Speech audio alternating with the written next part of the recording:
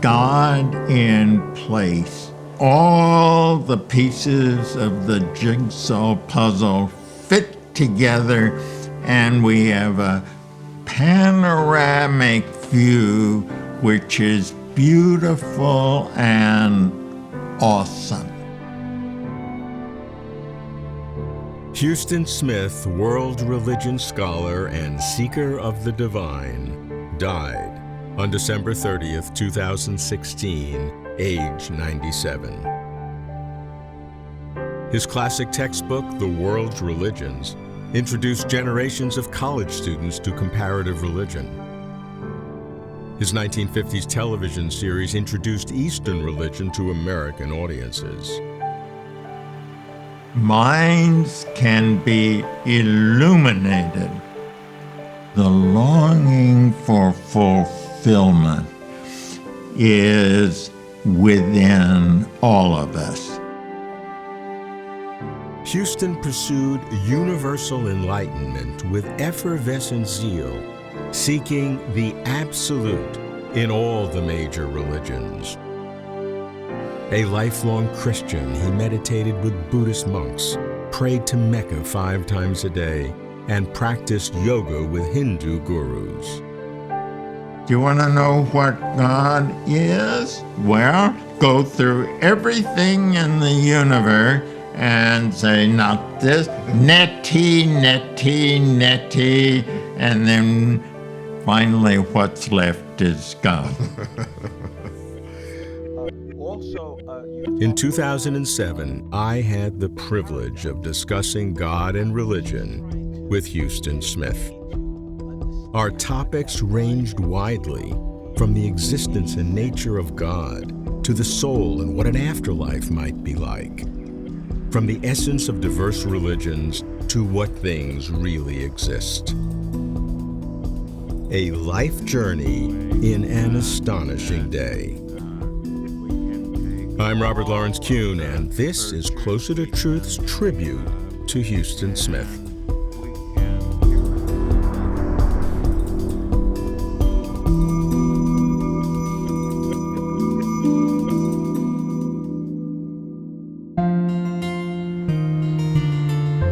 It was in October 2007 when I arrived at Huston Smith's modest home in Berkeley, California, with our large crew, 3 cameras, and heavy equipment. Still doing the clipboard. Huston, age 88, was gracious, hospitable, and engaging. Although he had no doubt answered my kinds of questions hundreds, if not thousands of times prior, he radiated passion and commitment. He loved speaking about his beliefs and experiences. I felt myself drawn into Huston's world. I lost awareness of cameras and crew. I immersed in his vision. Christianity, I was bred in it. It's a part of my being, has always been my main meal. However, I'm a strong believer in vitamin supplements, and I get those vitamin supplements from these other religions, which I have not only studied conceptually, but I've immersed my life in experientially and in practice. Most people would think that there's such diversity between the different belief systems that they have almost nothing in common. In fact, critics of religion point to the differences as reasons for throwing all religion out. That's true. They do that.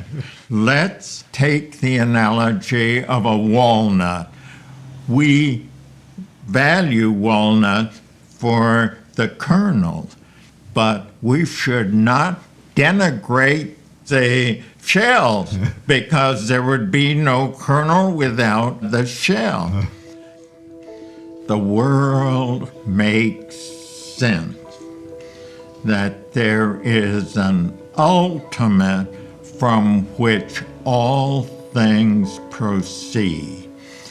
That ultimate combines in itself absolute perfection and also absolute power.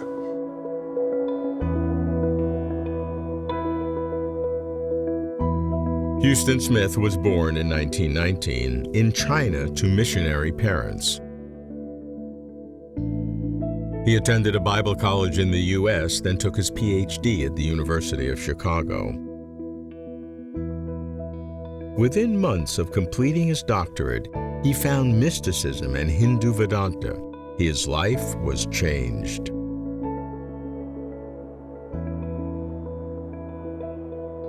It is like a jack in the box. It is this need is pressuring to come out. But now the secularists want to hold that lid down, or else contend that you open it and there's no jack in that box. But the longing, that's a very important word. The longing for fulfillment is within all of us. A longing for something more than this life of mortality and mundaneness allows. I have my whole life that longing of which you speak. Yeah.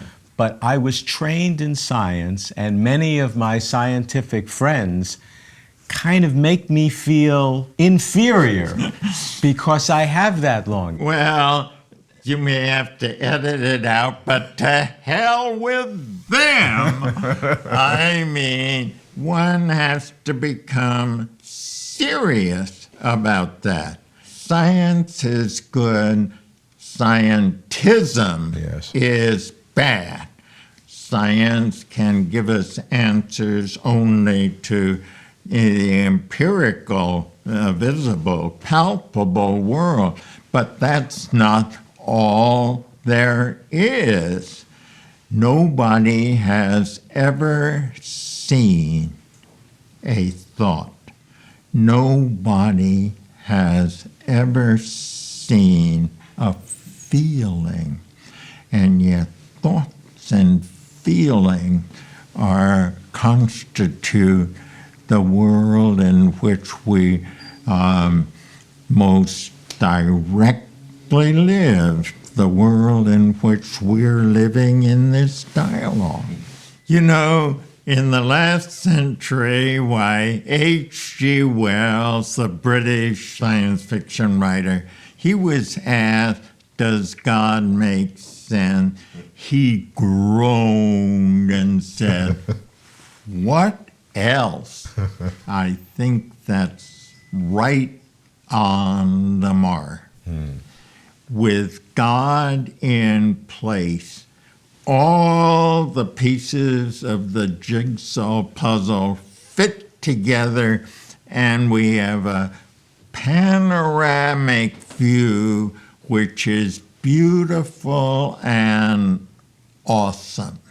Without that, it's just a jumble of cutout plywood on the table. You know, I'm not above a little sarcasm now and then, but I think that's the secularist view, that in the end, the no two pieces fit together, so there is not this panorama which is beautiful and true and is God.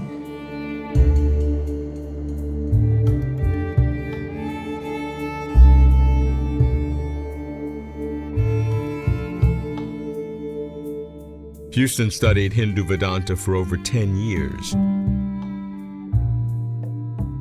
It set a life pattern of studying religion by experiencing it from within, by learning at the feet of a master.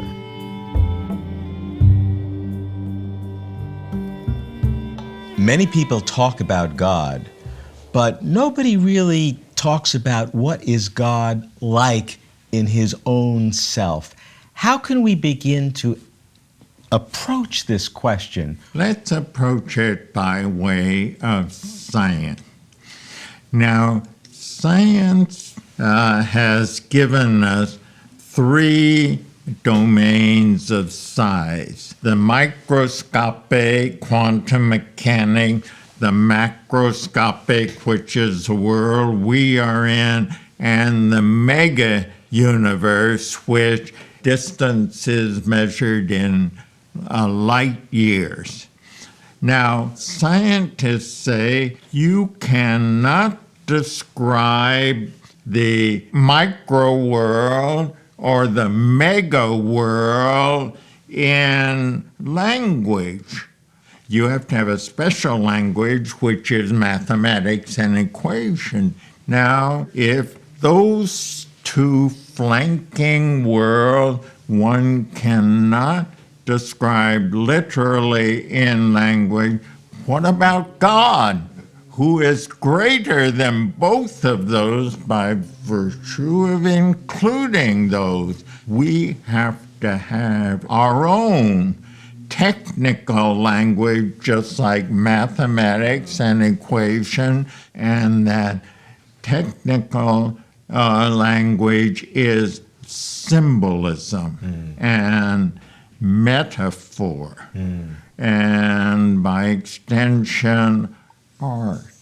And that gives the lie to literalism, which thinks you can describe them in ordinary language. In religious discourse, one uses language and metaphor. All of them say there are phases into a stage where words drop out of view, and one has to just intuit from the runways that the thoughts are taking off from. It's more like seeing than like thinking. It is not verbal.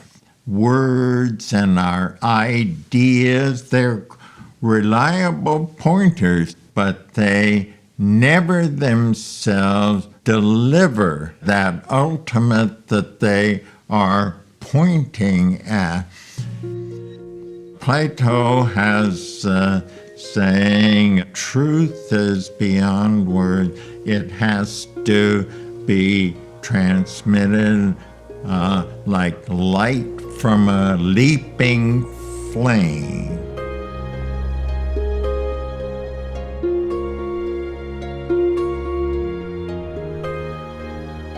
Huston committed himself to experiencing many faiths. His emergence in Buddhism and Islam each lasted a decade.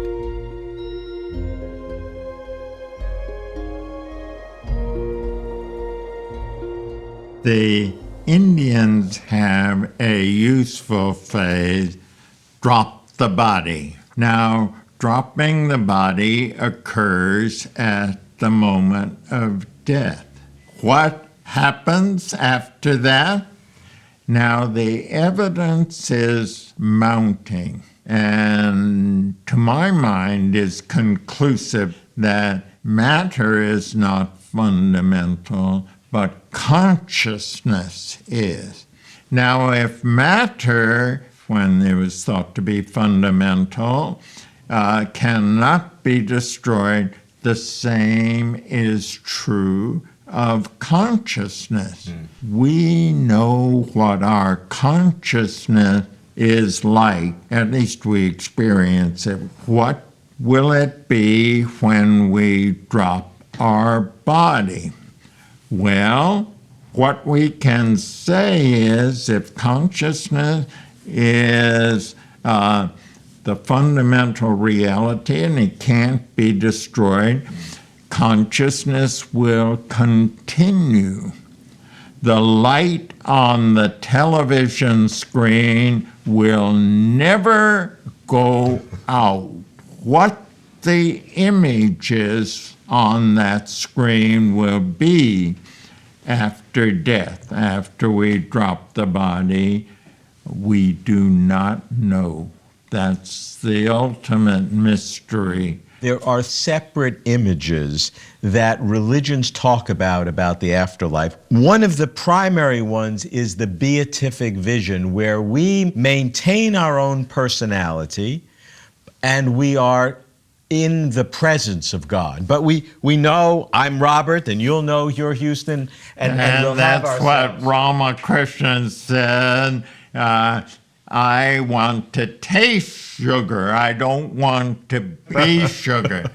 The second view is being sugar, that I will merge into the cosmic consciousness. But we lose our personality. So we don't exist, but we become part of the great existence. That is often described as the dewdrop slips into the shining sea. Yes. But that analogy is wrong. It should be the dewdrop opens to admit the entire sea into it. There's no loss.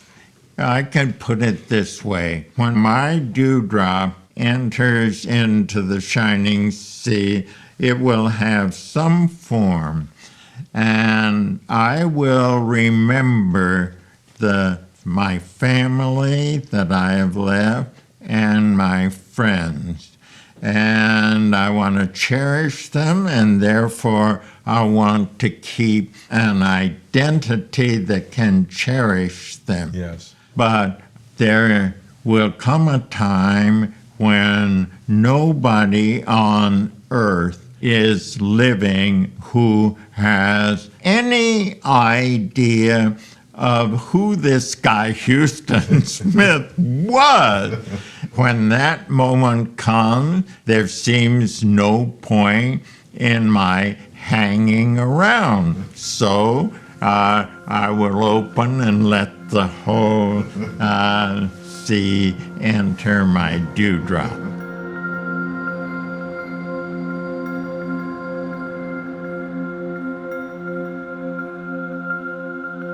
Huston was the philosophy-religion expert in the Harvard Psychedelic Experiments with Timothy Leary and Richard Alpert, later Ram Dass.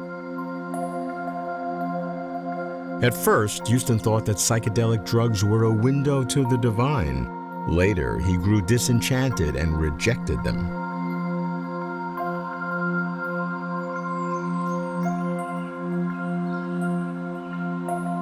Minds can be illuminated, we might say, a mystical vision, wherein we see. Sometimes these mystical visions can come unsolicited.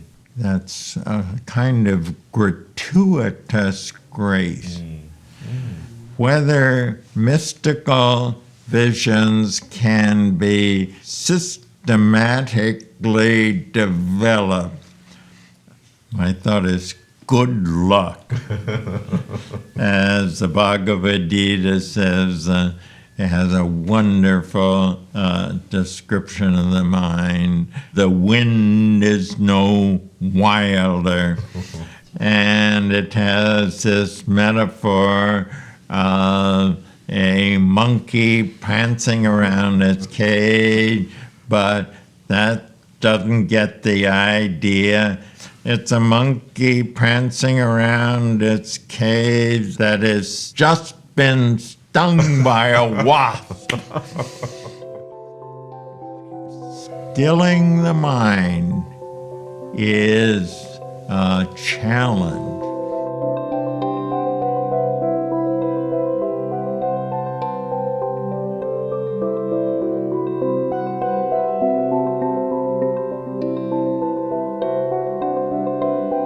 Now, all the traditions will say that there is something within us that animates us, and everything that comes from us. You might call it the spark of the divine. All religions have some version of that. And that is the soul. It differs from the mind because it is, as Plotinus put it, that fountain ever on. It is the fundamental element with us from which everything else proceeds, including mind with its thought. Now, what's the difference between soul and spirit? Soul is the fundamental component of our individuality. Can the soul exist independently? Well, in our modern view, we build from the bottom up. Yes. But in traditional views, and all traditional views are religious, it's the other way down. It's like our spirit, and then there is a kind of encasement which is reductionistic. The same thing is there. So the spirit is one spirit, and that is, and this is pervasive, and then that individualizes into individual souls? Yes. And God is a spirit, and those who worship him in spirit and in truth. That's the same as the divine.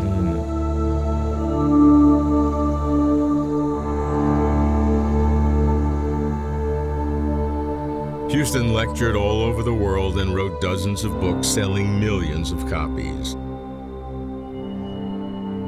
He recorded Buddhist chanting in India in the 1960s and helped introduce the Dalai Lama to America. When will we ever learn that goodness is as contagious as the common cold? So I'm going to leave this day.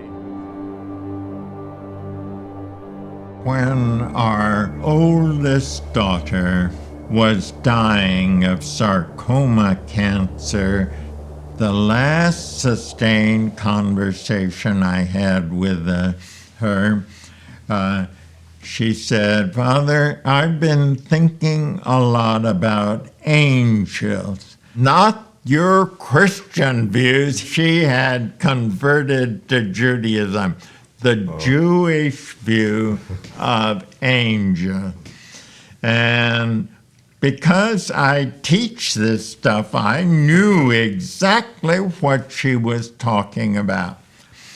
In the Jewish view, Kabbalistic view, every mitzvah, a mitzvah is a good deed, creates an angel.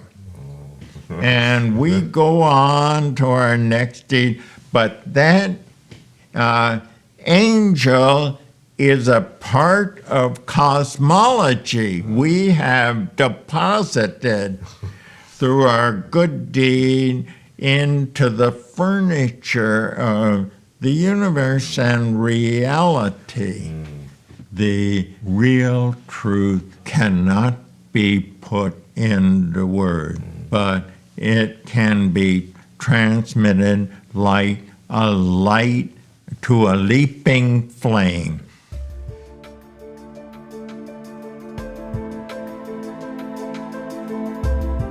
Huston Smith's authorized biography is entitled Wisdom Keeper. How apt. In explicating and promulgating the perennial insights of the world's great religions, Huston had no equal. In Huston's worldview, religious similarities overwhelm religious differences. Similarities are ontological, fundamental. Differences are cultural, superficial. Huston searched for deep structure parallels among diverse religions. He found it in the absolute, which is indescribable with words, ineffable. He believed that such common ground reflects the ground of all being. Huston thought in terms of hierarchies, hierarchies of the person, body, mind, soul, spirit, hierarchies of existence, terrestrial, intermediate, celestial, infinite. Though I may take issues with his various views, I love listening to his discourses and reading his works. I hope Huston is right. I hope Huston Smith is now closer to truth.